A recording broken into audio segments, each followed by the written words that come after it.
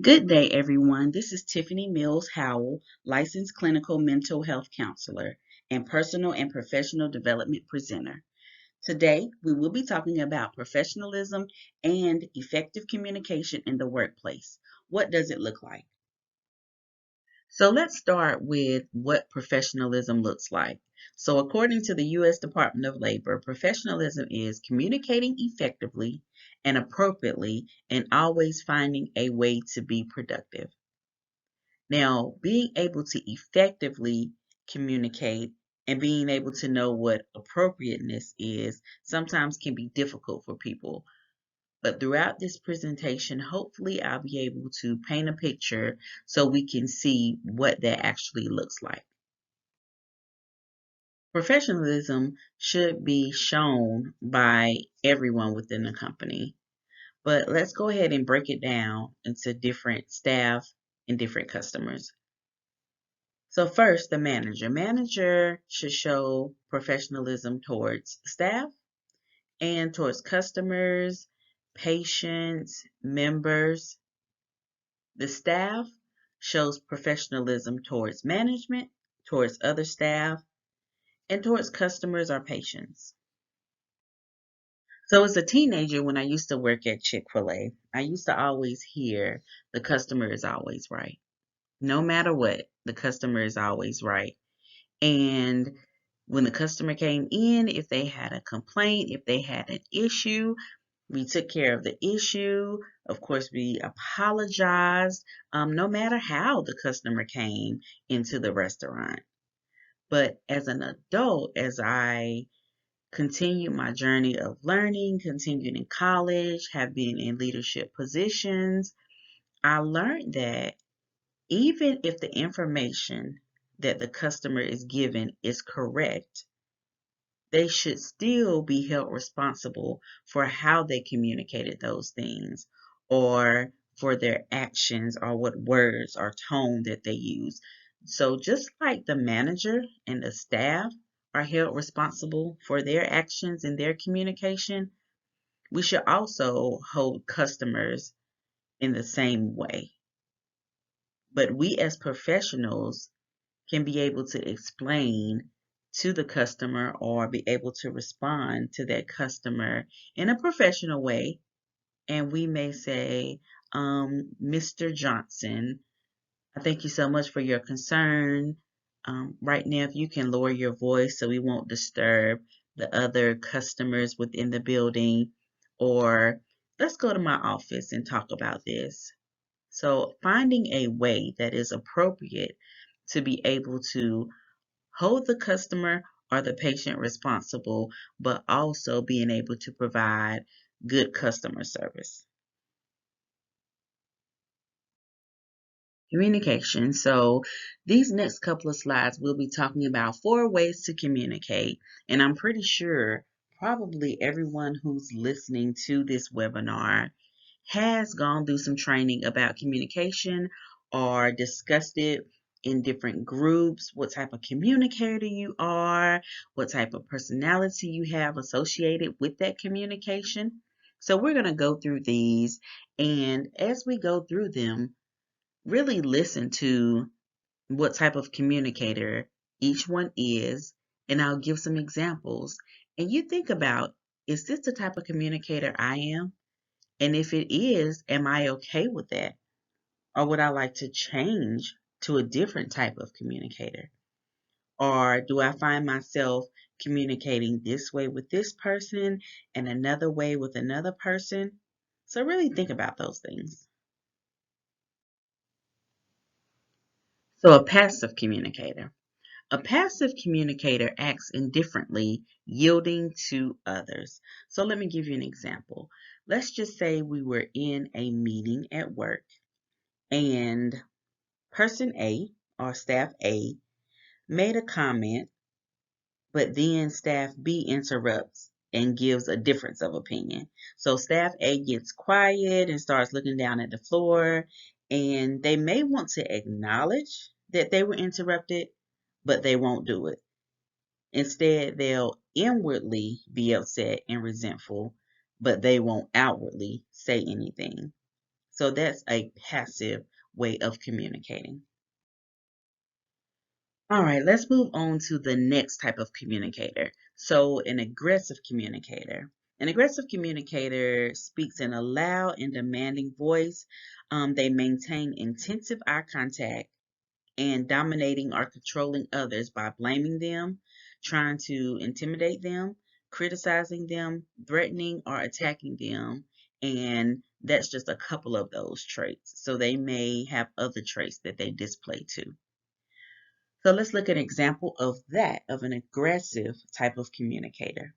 An aggressive type of communicator could be someone who, let's just say, staff A is in their office, they're on their computer doing their work, and staff B knocks on the door.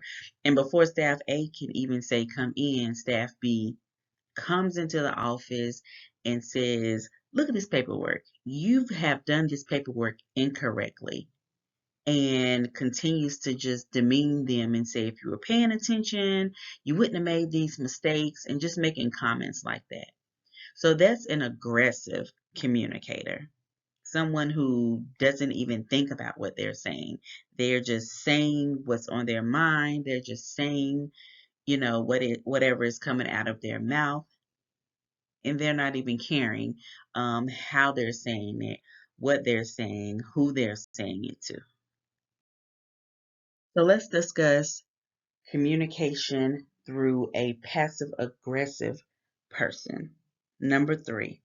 So a passive aggressive person can be someone who's passive on the surface but will display aggression indirectly. For example, if the supervisor comes into my office and says, hey Tiffany, did you see my email that I sent for the information that I needed on yesterday? And I saw the email, but I just don't like my supervisor that much. So I might say, you sent me an email on yesterday, and then start looking through my emails and saying, oh, okay, I see it right here. Yeah, all right. Well, I'll get that information to you. Knowing that it's past the due date, so I'm procrastinating, knowing that I saw the email, but because of my personal feelings, I didn't follow through with it because I really didn't care if they got it or not. So that's a passive aggressive type of communicator. Then number 4, an assertive communicator is a person who has open communication and can communicate their thoughts and consider the needs of others.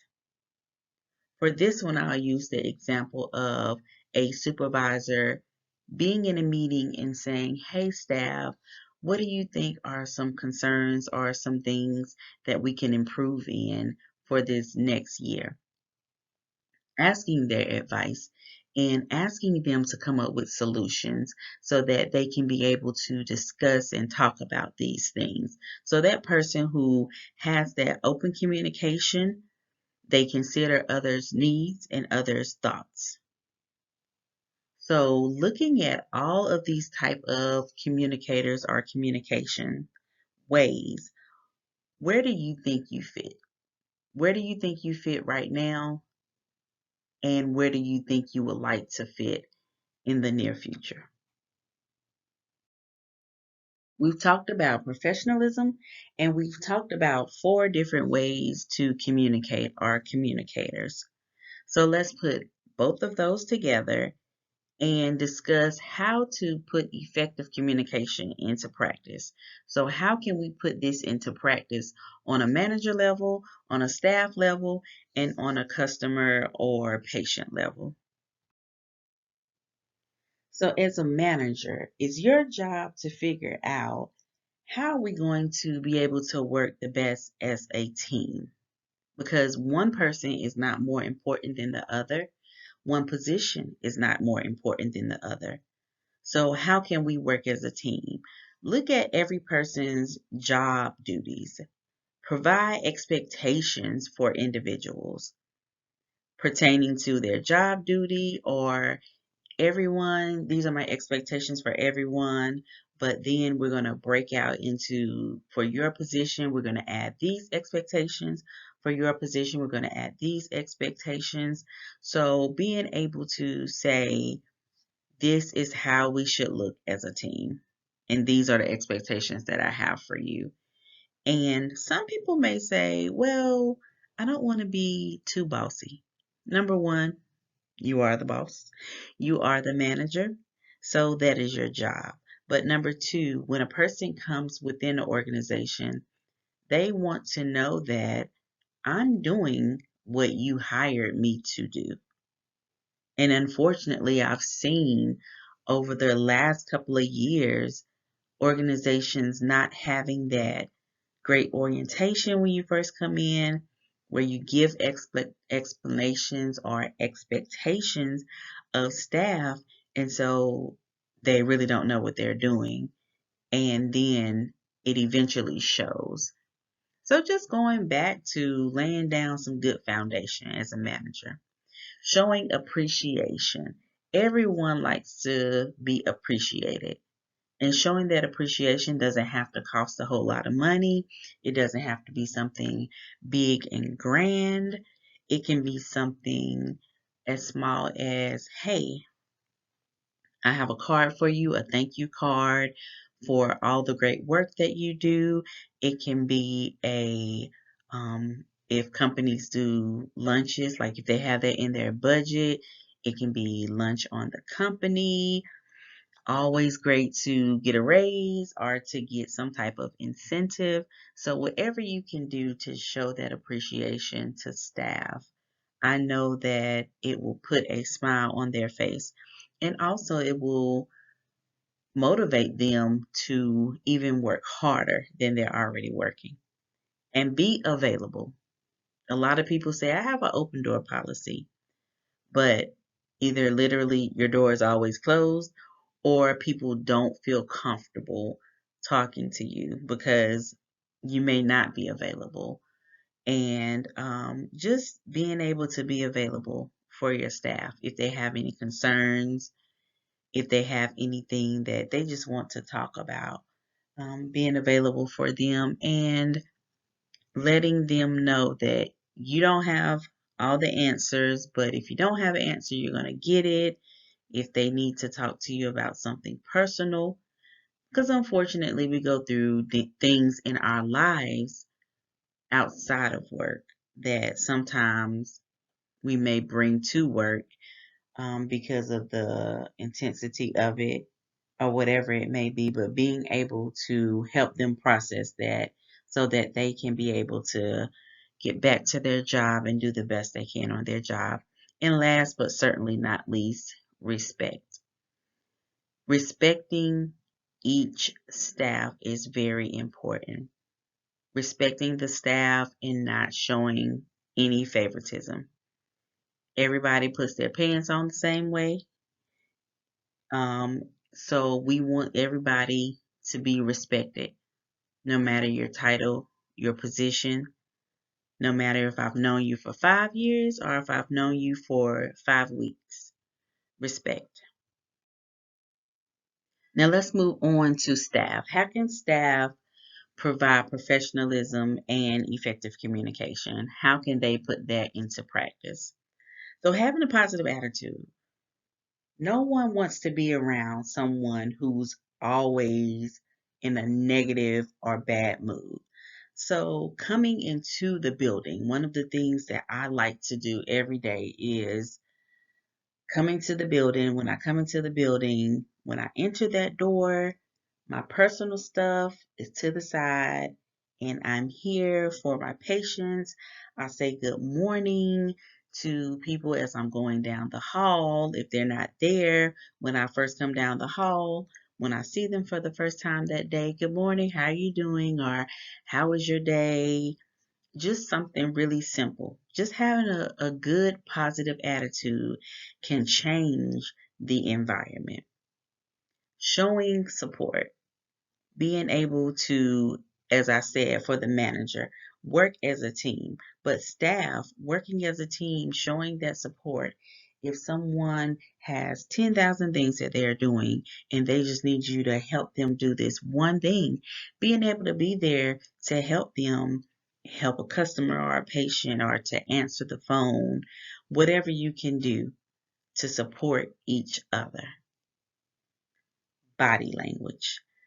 So body language is one of the things that we may take for granted that we don't necessarily see within ourselves, but others see when we're talking and when we're walking, when we're communicating.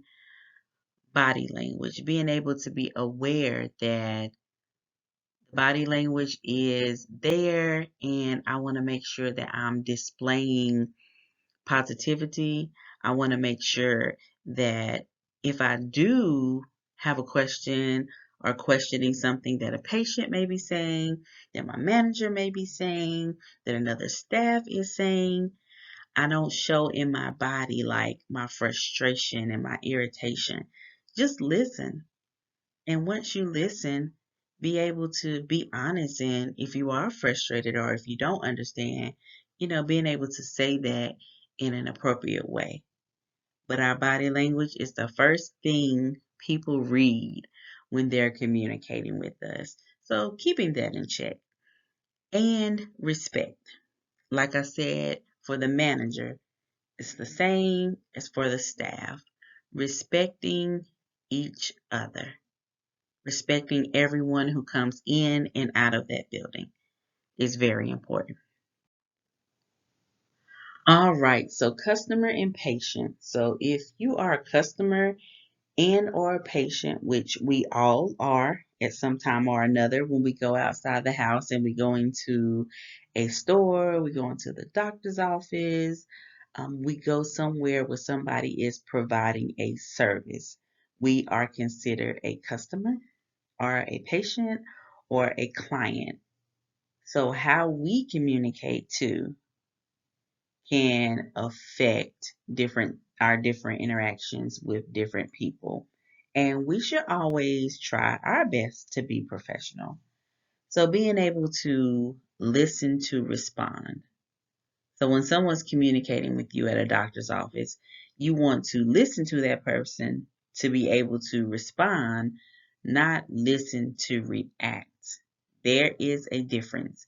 And I'll probably do a webinar soon on the difference between reacting and responding.